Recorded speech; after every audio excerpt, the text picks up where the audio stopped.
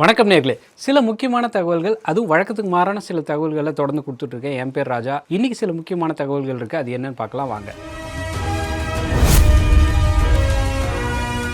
2 நாடுகளுக்கு இடையில் நடக்கிற சண்டையவே சமாதானப்படுத்துகிற ஒரு நாட்டுக்கு இப்படியா ஒரு சிக்கல் வரணும் அப்படிங்கிற மாதிரியான ஒரு தகவல் இருக்குது. அது முதல் தகவலாக உங்ககிட்ட முதல்ல ஷேர் பண்ணுறேன். நம்ம பக்கத்து நாடாக இருக்கிற பாகிஸ்தானுக்கு விளம்பரத்தில் சொல்கிற மாதிரி என்னதான் ஆச்சு இந்த ஊருக்கு அப்படிங்கிற மாதிரி அவங்களுக்கு ஏதோ புதுசாக யோசிக்கிறேன்னு சொல்லி ரொம்ப பழமையான விஷயங்களாக அவங்க செஞ்சுக்கிட்டு இருக்காங்க அப்படிங்கிறதுக்கு இப்போது ஒரு லேட்டஸ்ட்டான ஒரு வீடியோ சமூக வலைதளங்களில் பயங்கரமாக வேகமாக பரவிட்டு இருக்கு. அது என்ன அப்படின்னு பார்த்தீங்கன்னா, ஏற்கனவே அந்த நாடு கடன் வாங்கி அந்த கடனை திருப்பி கொடுக்க முடியாமல் ரொம்ப தவிப்புக்கு ஆளான ஒரு நாடாக இருக்குது. இந்த நாட்டில் இப்போதைக்கு ஒரு புதுசாக ஒரு வீடியோ ஒன்று பரவிட்டு இருக்கு. அது என்னன்னு கேட்டிங்கன்னா, உலகத்தில் வேறு நாடுகளில் மருத்துவ வசதிகள் சம்மந்தமாக ரொம்ப அட்வான்ஸ் டெக்னாலஜிஸ்லாம் வந்துருச்சு. இந்த நிலைமையில் அவங்க ஊரில் அந்த வீடியோவில் என்ன இருக்குது அப்படின்னு பார்த்தீங்கன்னா, சைக்கிள் ஆம்புலன்ஸ்னு ஒரு சேவையை அறிமுகப்படுத்தியிருக்காங்க.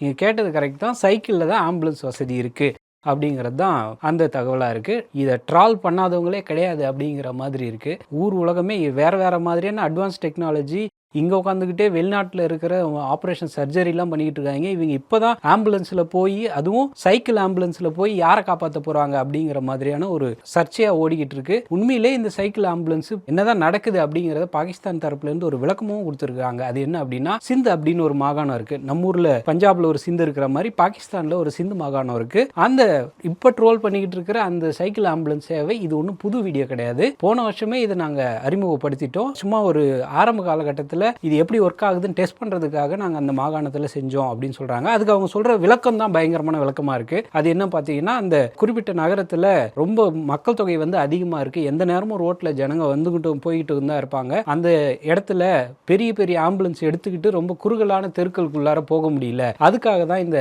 சைக்கிள் ஆம்புலன்ஸ் அப்படின்னு சொல்கிறாங்க. சரி, போனதான் போனீங்க, சைக்கிளுக்கு பதிலாக மோட்டார் சைக்கிள்யாச்சும் போயிருக்கலாம் அப்படின்னு கேட்டால், மோட்டார் சைக்கிளுக்கு யார் பெட்ரோல் போடுறது அப்படிங்கிற மாதிரியான ஒரு அவங்களுக்கு அவங்களேவும் கேலி பண்ணிக்கிற ஒரு விஷயங்களும் நடந்துகிட்டு தான் இருக்கு அப்படிங்கிறது தான் இப்போ நம்ம கவனிக்க வேண்டிய ஒரு முக்கியமான விஷயம். இதுல பாகிஸ்தான் எவ்வளவு பின்தங்கி இருக்கு அப்படிங்கிறது மாதிரியான ஒரு சமூக வலைதளங்கள்ல பயங்கரமான ஒரு கேலியும் கிண்டலுக்கும் ஆளாகி இருக்கு இந்த வீடியோ அப்படிங்கிறத நீங்க புரிஞ்சுக்கணும். முதல் விஷயம், ஒரு மருத்துவம் சம்பந்தமான செய்திகளை நம்ம பார்த்தோம். அது ஒரு சைக்கிள் ஆம்புலன்ஸ் அப்படிங்கிற மாதிரியான தகவலை பார்த்தோம். அடுத்ததான் நம்ம இந்தியாவுக்கு வருவோம். இந்தியாவில் உண்மையிலேயே ஒரு நல்ல விஷயத்துக்காக ஒரு அப்ரூவல் கிடைச்சிருக்கு அப்படிங்கிறதுனால அந்த தகவலை ரெண்டாவது உங்ககிட்ட சொல்றேன். அது என்ன அப்படின்னு பார்த்தீங்கன்னா, இந்தியாவுடைய முதல் டெங்கு ஊசிக்கு ஒப்புதல் கிடைச்சிருக்கு. அது என்ன, டெங்கு ஊசிக்கு என்ன ஒப்புதல் அப்படிங்கிறத பார்க்கலாம் வாங்க. கொசுக்களால் பரவுறது தான் இந்த டெங்கு நோய் அப்படிங்கிறது சாதாரண மனுஷங்களுக்கும் புரிஞ்ச ஒரு விஷயம். இந்த டெங்கு பாதிப்பால் கணிசமான ஒரு உயிரிழப்புகள் வருஷம் அதிகமாயிட்டு தான் இருக்கு அப்படிங்கிறது தான் ஒரு உலகளாவிய புள்ளி விவரமா இருக்கு. அதில் ஸ்பெசிஃபிக்காக அவங்க பல புள்ளி விவரங்கள் சுட்டி காட்டுற ஒரு விஷயம் என்ன அப்படின்னா, இந்தியாவில் கடந்த 20 வருஷத்தில் 11 மடங்கு டெங்கு பாதிப்பு அதிகமாக இருக்கு. அதனுடைய உயிரிழப்புகளும் அதிகமாக இருக்கு அப்படிங்கிறது தான் இந்த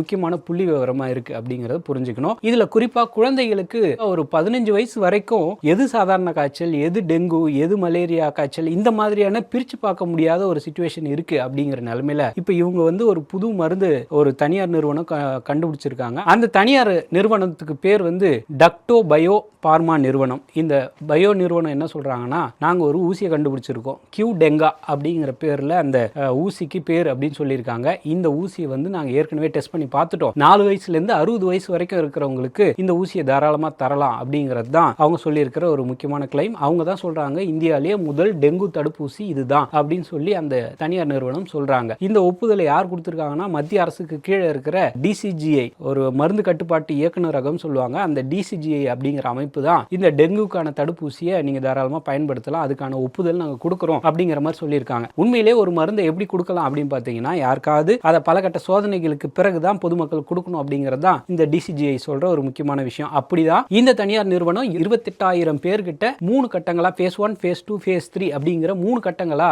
மொத்தமா இந்த பரிசோதனை செஞ்சிருக்கோம். அதுல 80% மேல இந்த மருந்து ஒர்க் ஆகுது, இதுல எந்த பிரச்சனையும் இல்ல அப்படிங்கறத நாங்க கிளினிக்கலாவே செக் பண்ணியிருக்கோம் அப்படின்னு சொல்றாங்க. அது மட்டும் இல்லாம 43 நாடுகள்ல இந்த மருந்துக்கான ஒப்புதல் கிடைச்சிருக்கு. அதனால இந்தியாலையும் இதை நீங்க பயன்படுத்தலாம் அப்படிங்கிற மாதிரியும் அந்த நிறுவனம் சொல்றாங்க. இந்த மருந்து எவ்வளவு காசு அப்படிங்கிற சம்பந்தமான தகவல்கள் உடனடியாக வெளியில வரல. அப்படி ஏதாவது தகவல் வந்தா கண்டிப்பா நாங்களே உங்களுக்கு உங்களுக்கு சொல்கிறோம். 2 மருத்துவ தகவல்கள் பார்த்தோம். 3வது ஒரு மருத்துவ தகவல் தான் இருக்குது. அது நம்ம இந்த கமலஹாசன் ஒரு படத்தில் வயிற்றுக்குள்ளார வாட்ச் வச்சு தச்சிருவாங்க அப்படிங்கிற மாதிரி ஒரு நகைச்சுவையாக எடுக்கப்பட்ட ஒரு சீன் மாதிரியே வடநாட்டில் உண்மையிலே ஒரு அதிர்ச்சிகரமான ஒரு சம்பவம் நடந்திருக்கு. அது என்ன அப்படின்னா, ராஜஸ்தான் மாநிலத்தில் சித்தோர்கர் அப்படின்னு ஒரு பகுதி இருக்கு. அந்த பகுதியில் தான் இந்த விசித்திரமான சம்பவம் நடந்திருக்கு. அதுல ஜெயா சௌத்ரி அப்படிங்கிற ஒரு லேடிக்கு வந்து மே மாசம் 2ஆம் தேதி ஒரு தனியார் மருத்துவமனையில் போயிட்டு குழந்தை பிறப்புக்காக அட்மிட் பண்றாங்க. அப்படி குழந்தையோட உடல் அமைப்பு வந்து நேரடியா நார்மல் டெலிவரிக்கான வாய்ப்புகள் இல்லை, இதை சிசேரியன் பண்ணி தான் எடுக்கணும் அப்படின்னு சொல்லி மருத்துவர்கள் சொன்னதா சொல்றாங்க. அப்படி சிசேரியன் பண்ணும்போது அந்த லேடி நார்மலா இருந்ததாகவும் கொஞ்ச நாள் கழிச்சு அவங்களுக்கு அடி வயிற்று பகுதியில் ஒரு வலி வந்ததாகவும் சொல்றாங்க. அது போய் டாக்டர் கிட்ட செக் பண்ணி பார்க்கும்போது இது அப்படிதான் இருக்கும் அப்படிங்கிற மாதிரியும், இது சாதாரணம் தான், நார்மல் தான் அப்படிங்கிற மாதிரி சொல்லியிருக்காங்க. அதே லேடிக்கு ரொம்ப வலி தீவிரமா மாறிக்கிட்டே இருக்கு அப்படிங்கிற நிலைமையில அவங்க இந்த ஹாஸ்பிட்டலை நம்பினா வேலைக்கு ஆகாதுன்னு சொல்லி அகமதாபாத்துக்கு மூவ் ஆகுறாங்க. ராஜஸ்தான்ல இருந்து அகமதாபாத்துக்கு மூவ் ஆகி ஜூன் 24 ஒரு தனியார் மருத்துவமனையில் போய் அட்மிட் ஆகுறாங்க. அப்படி செக் பண்ணி பார்க்கும்போது தான் அந்த அடி வயிற்றுல சர்ஜிக்கல் மாப் அப்படின்னு சொல்லுவாங்க, ஒரு துணி மாதிரியான ஒரு மெட்டீரியல் ஆபரேஷன் பண்ணும்போது ரத்த கசிவுலாம் தடுக்கிறதுக்கு ஒரு துணியை வயிற்றுக்குள்ளார வச்சு தச்சிருக்காங்க அப்படிங்கிறது தான் அந்த ஃபேமிலி சொல்ற ஒரு குற்றச்சாட்டா இருக்கு. இது ஜூன் 24 இப்படி ஒரு சம்பவம் நடந்திருக்கு. ஆனா இந்த மருத்துவமனை தரப்புல என்ன சொல்றாங்க அப்படின்னா, அந்த லேடி வந்தது உண்மைதான், சிசேரியன் நடந்தது உண்மைதான், ஆனா வயிற்றுக்குள்ளாரெல்லாம் வச்சு எந்த துணியும் வச்சு நாங்க தைக்கல அப்படிங்கிற மாதிரி மறுப்பு சொல்றாங்க. இது என்ன அப்படிங்கறத போலீஸ் தரப்புல இருந்து விசாரிக்கிறாங்க. உண்மையிலேயே இதுல என்னதான் நடந்திருக்கு அப்படிங்கிற தகவல் கூடி சீக்கிரத்தில் வெளியே வரும் அப்படின்னு எதிர்பார்க்கலாம். இந்த மாதிரியான மருத்துவ முறைகேடுகள் நாடு முழுக்க நடக்கதான் செய்யுது. அது மருத்துவ முறைகேடுகளா இல்லை இந்த ஃபேமிலி வந்து 15 லட்சம் ரூபாவா இல்ல அதுக்கு மேல பணத்துக்காக நாடகம் ஆடுறாங்களா அப்படிங்கிறதும் இப்போ போலீஸ் விசாரணையில தெரிய வந்துடும் அப்படிங்கறத நம்ம புரிஞ்சுக்கணும். சரி, 3 தகவல்களை பார்த்தோம். இதுக்கு அடுத்தபடியா ஒரு வித்தியாசமான தகவல் இருக்கு. ஜப்பான்ல வந்து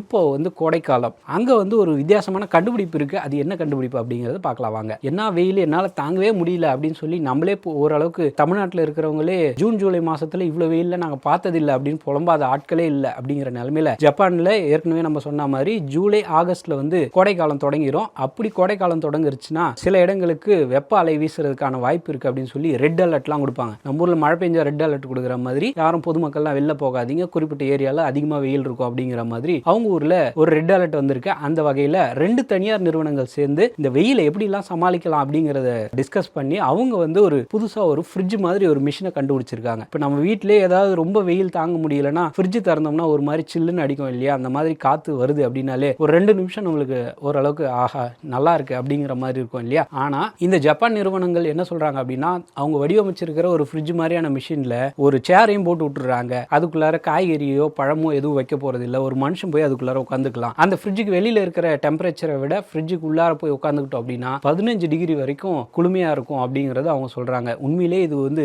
இந்த மாதிரி ஃப்ரிட்ஜ் எல்லாம் எங்கப்பா இருக்கு, எங்களுக்கும் கொடுங்க அப்படிங்கிற மாதிரி சமூக வலைதளங்கள் மட்டும் இல்லாம உலக அளவுல இது ஒரு பெரிய பேசு பொருளா மாறி இருக்கு. 1 மணி நேரம் வரைக்கும் இந்த ஃப்ரிட்ஜ்ல உட்காந்துக்கலாம் அப்படிங்கிற மாதிரி ஒரு டிசைன் பண்ணிருக்காங்க. சரி, வெளியில வெயில் உள்ளுக்குள்ளார பயங்கர கூலிங் அடிச்சுனா என்ன செய்யறது அப்படின்னு பாத்தீங்கன்னா 20 நிமிஷத்துக்கு மேல ஒரு ஆள் அந்த ஃப்ரிட்ஜுக்கு மேல உட்கார முடியாது. அப்படி உட்காந்துட்டாங்க அப்படிங்கிற பட்சத்துல அவங்களுக்கு அதை ஆட்டோமேட்டிக்கா பவர் கட் பண்ணி விடுற மாதிரியான டெக்னாலஜியும் இதுல கண்டுபிடிச்சிருக்காங்க. இதை இன்டோர் அவுட்டோர் 2 பக்கத்துல எப்படி வேணாலும் யூஸ் பண்ணிக்கலாம். இந்த மிஷினுக்கு பெரிய வரவேற்பு இருக்கும் ஜப்பான்ல அப்படின்னு எதிர்பார்க்கறாங்க. இந்த மாதிரியான வழக்கத்துக்கு மாறான சில முக்கியமான தகவல்களை தொடர்ந்து கொடுத்துட்டு இருக்கேன். என் பேர் ராஜா. நன்றி, வணக்கம். எல்லாருக்கும் வணக்கம். நான் வந்து 100 புக்கு எழுதியிருக்கேன். நீங்கள்லாம் ரொம்ப நாள் கேட்ட மாதிரி ஃப்ரீ மணி புஸ்தகத்தோட டைட்டில். இது வரைக்கும் நான் எழுதினே தான் இருக்கிறதே பிக்கஸ்ட் புக்கு. இது வந்து பிஹேவியர், இன்வெஸ்ட்மெண்ட் அண்ட் சைக்காலஜியை பற்றி, இன்வெஸ்ட்மெண்ட் பேட்டர்ன் வந்து உங்கள் மைண்டால் அஃபெக்ட் ஆகுதுன்னு டீட்டெயில்டாக புக்கு எழுதியிருக்கேன். இதெல்லாம் பற்றி தெரிஞ்சுக்கிறதுக்கும் புக்கை வாங்கிறதுக்கும் கீழே இருக்கிற லிங்கை கிளிக் பண்ணுங்கள். எங்கள் டீம் உங்களை கான்டாக்ட் பண்ணுவாங்க. ஜூலை 26 மியூசிக் அகாடமி உங்களை அங்கே சந்திக்கிறேன். நன்றி, வணக்கம்.